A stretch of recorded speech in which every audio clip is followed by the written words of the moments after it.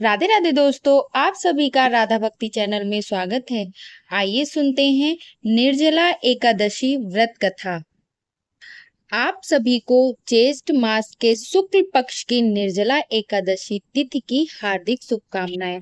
आज की इस वीडियो में आप सुनेंगे निर्जला एकादशी व्रत की संपूर्ण कथा।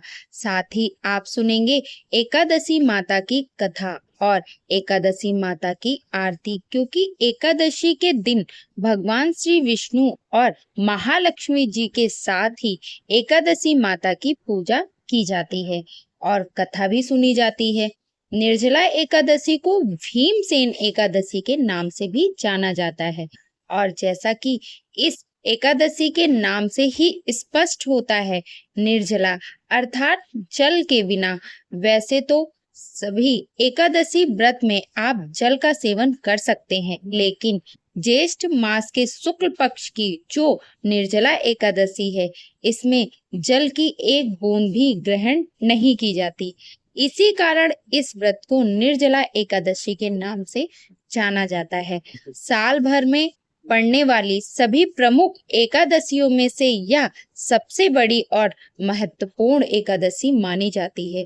जो व्यक्ति अपने जीवन में एक बार भी एकादशी का व्रत रख पाया, अगर वह केवल इस निर्जला एकादशी का व्रत सच्चे मन से और श्रद्धा के साथ करे, तो उसके जन्म जन्मांतर के पापों का नाश हो जाता है और अंत में उसे मोक्ष की प्राप्ति होती है। अब हम सुनेंगे निर्जला एकादशी की बड़ी ही दुर्लभ पौराणिक कथा। पौराणिक कथा के अनुसार श्री सूत जी महाराज शौनक आदि ऋषियों को कथा सुनाते हुए कहते हैं, हे ऋषियों, आप सभी व्रतों में सबसे श्रेष्ठ, सर्व एकादशियों में सबसे उत्तम निर्जला एकादशी की कथा सुनिए। एक बार पांडव पुत्र भीमसेन ने वेद व्यास जी से पूछा, हे महाज्ञानी पितामह, मेरे चारों भाई युधिष्ठिर, अर्जुन, नकुल, सहदेव, मेरी माता कुंती तथा मेरी पत्नी द्रौपदी एकादशी के दिन कभी भी भोजन नहीं करते। वे मुझे भी ऐसा ही करने को प्रेरित करते हैं। मैं उनसे कहता हूँ कि मुझसे जो भूख सहन नहीं होती, मैं दान और विधिवत भगवान श्री हरि की पूजा आराधना करूंगा। सो कृपया कर मुझे ऐसा कोई उपाय बताइए मुनिवर, कि उपवास किए बिना ही मुझे एकादशी व्रत का पूर्ण फल प्राप्त हो सके। व्यास जी बोले, हे भीमसेन, यदि तुम नरक को बुरा और स्वर्ग को अच्छा समझते हो और अंत में मोक्ष की कामना भी रखते हो, तो दोनों पक्षों की एकादशियों को भोजन मत करो। व्यास जी की बात को सुनकर भीमसेन ने फिर से निवेदन किया, हे महामुनि, जो कुछ भी मैं कहता हूँ कृपया उसे सुनिए। यदि दिन में एक बार भी भोजन मुझे ना मिले तो मैं जीवित नहीं रह सकता। तो ऐसी स्थिति में मैं कैसे उपवास करूं? मेरे उदर में वक्र नामक अग्नि का वास है और बहुत सारा भोजन करने से ही मेरी भूख शांति होती है। मुनिवर, आप कृपा करके कोई ऐसा व्रत बताइए जिससे विधि पूर्वक करके मैं स्वर्ग को प्राप्त कर सकूं। वह निश्चय करके मुझसे कहिए जिसमें मेरा कल्याण हो सके। भीमसेन की परेशानी को समझकर व्यास जी कहने लगे, हे भीमसेन, मनुष्य के लिए सर्वोत्तम धर्म वेदों में बताया गया है, किंतु कलयुग में उस धर्म पर चलने की शक्ति किसी में नहीं है। इसलिए थोड़ा धन और थोड़ा कष्ट देने वाला जो बहुत सरल उपाय है और जो पुराणों में भी लिखा है, वह मैं तुम्हें बताता हूँ। ध्यान से सुनो। दोनों पक्षों की एकादशियों में जो मनुष्य भोजन नहीं करते, वे कभी नरक को नहीं जाते। इन वचनों को सुनकर महाबली भीमसेन पहले तो पीपल के पत्ते की तरह कांपने लगे, फिर डरते हुए बोले, हे पितामह, मैं उपवास करने में बिल्कुल असमर्थ हूँ। इसलिए हे प्रभु, निश्चय करके बहुत फल देने वाला एक ही व्रत मुझसे बताइए। तब व्यास जी बोले, हे भीमसेन, वृष व मिथुन राशि में सूर्य स्थित होने पर ज्येष्ठ मास के शुक्ल पक्ष में जो एकादशी आती है उसका यत्न पूर्वक निर्जल व्रत करना उचित होगा। इस दिन स्नान और आचमन करके जलपान वर्जित है। केवल एक घूंट जल से आचमन करें। अधिक पीने से व्रत खंडित हो जाता है। एकादशी के सूर्योदय से लेकर द्वादशी के सूर्योदय तक जल ग्रहण न करें और न ही भोजन करें। इस प्रकार व्रत करने से बिना परिश्रम के ही सभी द्वादशी युक्त एकादशियों का फल प्राप्त हो जाता है। द्वादशी को प्रातःकाल स्नान करके सुवर्ण और जल ब्राह्मण को दान करें, फिर ब्राह्मण सहित स्वयं भी भोजन करें। हे भीमसेन, इस विधि से व्रत करने से जो फल प्राप्त होता है वह सुनो। साल भर में जो एकादशियां आती हैं उन सभी का फल निसंदेह केवल इस निराजल एकादशी व्रत से प्राप्त हो जाता है। शंख चक्र गदाधारी भगवान श्री विष्णु स्वयं मुझसे कहते हैं कि सब कुछ त्याग करके मेरी शरण में आ जाओ। और सुनो भीमसेन, एकादशी का व्रत निराहार करने से मनुष्य सभी पापों से मुक्त हो जाता है। सभी तीर्थों में स्नान और सभी प्रकार के दानों में जो फल प्राप्त होता है वह सब इस एकादशी व्रत से ही प्राप्त हो जाता है। कलयुग में दान देने से भी ऐसी संदिग्ध नहीं मिलती। अधिक क्या कहूँ भीमसेन, से ज्येष्ठ मास के शुक्ल पक्ष की इस एकादशी को जल और भोजन त्याग कर इस व्रत को करो। हे वक्रोक्त, इस व्रत से सभी पुण्य फल सहज ही प्राप्त हो जाते हैं।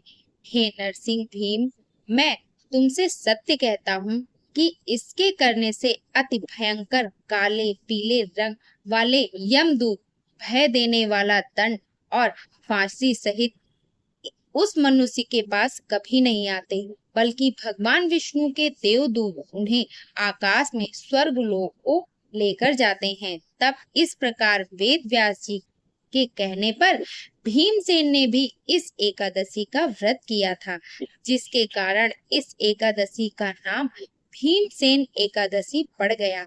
निराजल एकादशी के दिन निर्जल व्रत रखते हुए शेष शय्या रूप में भगवान विष्णु की आराधना का विशेष महत्व माना गया है। इस दिन जलपान निषेध होता है, फिर भी इस व्रत को फलाहार करने के बाद दूध पिया जा सकता है। जो लोग इस दिन निर्जल व्रत नहीं रख सकते, यह नियम केवल उन लोगों के लिए है। इस एकादशी का व्रत करने के बाद द्वादशी तिथि को शुभ मुहूर्त में उठकर स्नान कर ब्राह्मणों को भोजन कराना चाहिए और दान दक्षिणा देनी चाहिए। इस दिन अपनी शक्ति और सामर्थ्य के अनुसार ब्राह्मणों को अनाज, वस्त्र, छतरी, फल, जल से भरे कलश या सुराही और दक्षिणा देने का विधान है। सभी लोग मिट्टी के घड़े या सुराही, पंखों, अनाज का दान तो करते ही हैं, साथ ही इस दिन मीठे शरबत भी प्याऊ भी लगवाते हैं और लोगों को पानी पिलाकर पुण्य कमाते हैं। भक्तों, अब हम सुनेंगे एकादशी माता की कथा। एक बार एक राज्य में एक राजा रहता था। राजा बहुत ही बुद्धिमान और बलशाली था। राजा सदा ही अपनी प्रजा का बहुत अच्छे से ध्यान रखता था। प्रजा भी राजा को बहुत पसंद करती थी। राजा की दो बेटियां थी। राजा अपनी दोनों बेटियों से बहुत प्रेम करता था। राजा की छोटी बेटी देखने में बहुत सुंदर और आकर्षक थी और राजा की बड़ी बेटी छोटी बेटी के मुकाबले थोड़ी कम सुंदर थी। राजा की छोटी बेटी माता की पूजा किया करती थी और सभी लोग राजा की छोटी बेटी से बहुत प्रेम करते थे और बहुत प्रशंसा भी किया करते थे। राजा भी अपनी छोटी बेटी को बड़ी बेटी से अधिक प्रेम करता था, जिसके कारण राजा की बड़ी बेटी को अपनी छोटी बहन से बहुत जलन होने लगी। जब दोनों बेटियां बड़ी हो गईं, तब एक पड़ोसी राज्य का राजकुमार राजा की बड़ी बेटी के लिए रिश्ता लेकर आया। लेकिन जैसे ही उस राजकुमार की नजर राजा की छोटी बेटी पर पड़ गई, वह पहली नजर में ही उससे प्रेम करने लगा। उसने राजा की बड़ी बेटी से विवाह करने से मना कर दिया और कहा कि वह आपकी छोटी बेटी से विवाह करना चाहता है। यह सब देखकर राजा की बड़ी बेटी अपनी छोटी बहन से बहुत क्रोधित हो गई और उसे अपना सबसे बड़ा शत्रु मानने लगी।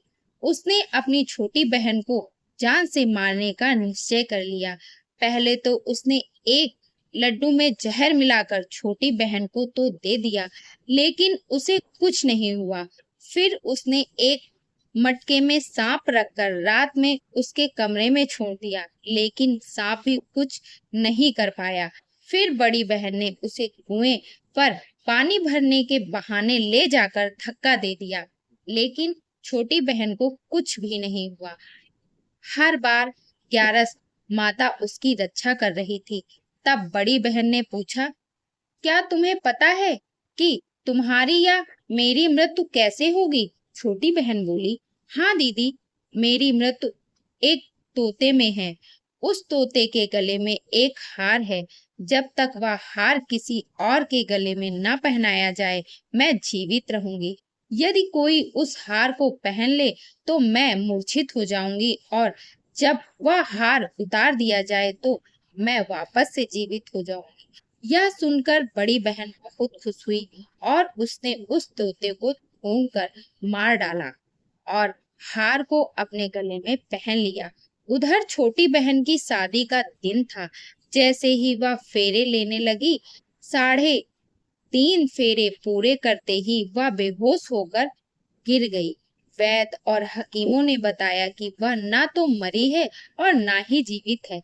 राजा ने उसे पुराने महल में पलंग पर लिटाकर कुछ सैनिकों को तैनात कर दिया और किसी को बताने से मना किया। बड़ी बहन ने कहा, पिताजी, अगर विवाह अधूरा रह गया तो आपकी इज्जत जाएगी। मैं विवाह कर लेती हूँ। राजा ने बड़ी बेटी को छोटी बेटी के कपड़े पहना दिए और विवाह करा दिया। परंतु राजकुमार को यह समझ आ गया कि वह उसकी प्रेमिका नहीं है। उसने मन ही मन निर्णय लिया कि वह अपनी प्रिय को खोजेगा। एक दिन राजकुमार पुराने महल के पास से निकला और वहां जाकर सैनिकों से पूछा, यहाँ कौन है? सैनिक बोले, यहाँ राजा की छोटी बेटी लेटी है। राजकुमार बहुत प्रसन्न हुआ और जैसे ही रात हुई, वह प्रेमिका उठकर खड़ी हो गई। उसने सारी बातें बताई कि उसकी जान एक तोते में थी और उसकी बहन ने उसे मारने की कोशिश की थी। उसके पास एक हार है जिसको वह सुबह पहन लेती है और रात को उतार देती है। जब तक वह हार को पहन कर रखती है, तब तक मैं मूर्छित रहती हूँ, और जैसे ही वह हार को उतार देती है तो मैं जीवित हो जाती हूँ। और जब तक मेरी बड़ी बहन के पास वह हार रहेगा, तब तक मैं ऐसे ही जीवित और मूर्छित होती रहूंगी। अगर मेरी बड़ी बहन के पास जो हार है वह मेरे हाथ लग जाए तो मैं हमेशा के लिए जीवित हो जाऊंगी। राजकुमार यह सब बातें सुनकर राजा की छोटी बेटी के पास रहने का निर्णय लेता है और उसने अपने बचे हुए सारे फेरे उस पलंग पर लेटी हुई राजकुमारी यानी राजा की छोटी बेटी के साथ ले लेता है और अपना विवाह पूर्ण कर लेता है। देखते ही देखते कुछ समय में राजा की छोटी बेटी और राजकुमार की पत्नी गर्भवती हो गई। एक दिन राजकुमार को किसी काम से बाहर जाना पड़ा। तब छोटी बहन ने पेट में बहुत तेज दर्द होने लगा, जिसके बाद उसने माता का आगमन किया। उसके पश्चात वहां माता प्रकट हुई और उन्होंने अपने भक्त के दर्द को दूर किया तथा एक पुत्र की प्राप्ति करवाई। उसी समय अचानक से राजकुमार भी वहां आ गया। राजकुमार ने ग्यारस माता को देखा तो वह आश्चर्यचकित हो गया और उसने तुरंत ग्यारस माता को प्रणाम किया। ग्यारस माता ने राजकुमार से कहा, जब तुम्हारा पुत्र 5 वर्ष का हो जाए तो तुम आकर अपनी पत्नी का हार उसके गले से में डाल देना। देखते ही देखते राजकुमार और राजा की छोटी बेटी का पुत्र 5 वर्ष का हो जाता है। तब राजकुमार अपने बेटे से कहता है, बेटा, मैं कुछ काम से बाहर जा रहा हूँ, तुम अपनी माता का ध्यान रखना, और वहां से चला जाता है। राजा को बाहर निकलता देख बड़ी बहन के सैनिक देख लेते हैं और जाकर सारी बातें बड़ी बहन को बता देते हैं। जिसके बाद बड़ी बहन अपनी छोटी बहन के पुत्र को वहां से उठवा लेती है और उसे मरवा देती है। छोटी बेटी के पुत्र के 2 टुकड़े करवा देती है। पहला टुकड़ा चक्के के पास छुपा देती है और दूसरा टुकड़ा अपने पलंग के नीचे रख लेती है।